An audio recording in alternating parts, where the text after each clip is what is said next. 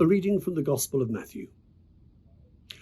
The disciples of John came to him, saying, "Why do we and the Pharisees fast often, but your disciples do not fast?"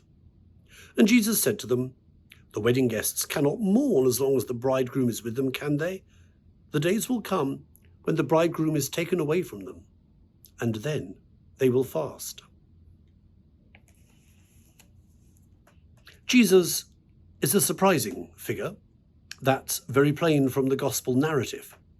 For Matthew, from whom we have just heard those two brief verses, it starts back in the beginning.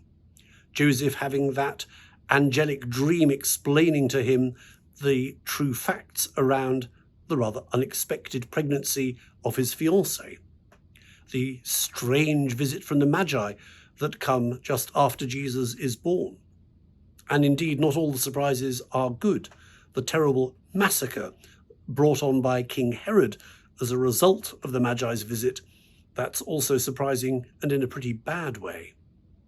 Jesus is full of surprises, and here we encounter people scratching their heads because the way his disciples behave doesn't seem to conform to the values that is expected by the disciples of John the Baptist. John certainly was a great ascetic. And I think it's very plain from the Gospels that Jesus kind of enjoyed the good things in life and encouraged his disciples to do so, recognizing that that wasn't a pattern for all time, and that there would be times when life would be difficult, demanding, and dangerous, and of course that there would be times when it would be very appropriate to fast.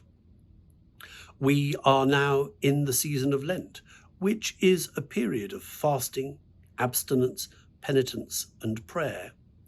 Not as a drudge, not as a chore, not as a way of making us dour Christians who look stern and repel the world around us, but as a way of making sure that in this annual spring clean that the Church gives us, a way of making sure that we can continue to be surprised in the right way by God and by the story of Jesus of Nazareth. Jesus put many things on their head and caused surprise, controversy, and an awful lot of trouble that ends up, as we are reminded in Holy Week, ends up with him being nailed to a cross to die.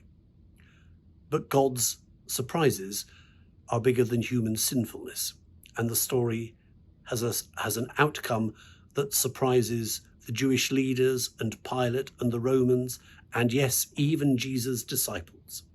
As we journey through Lent, let's make sure we enjoy the opportunities that it gives us constantly to be surprised by God. Amen.